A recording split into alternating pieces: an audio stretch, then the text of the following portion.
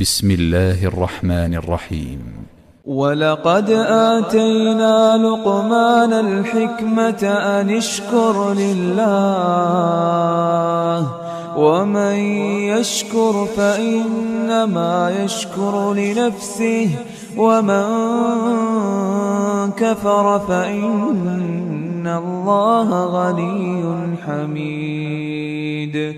وإذ قال لقمان لابنه وهو يعظه يا بني لا تشرك بالله إن الشرك لظلم عظيم.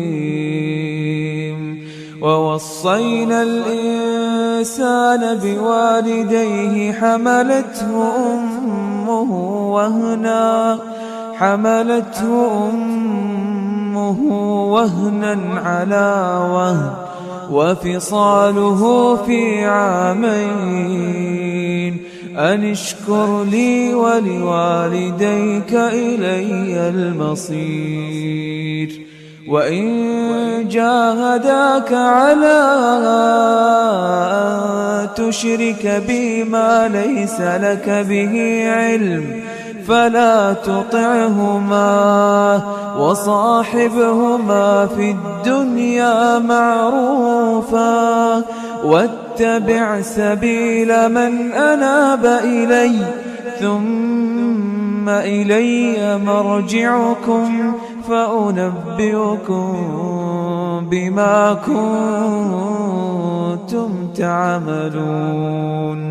يا بني إنها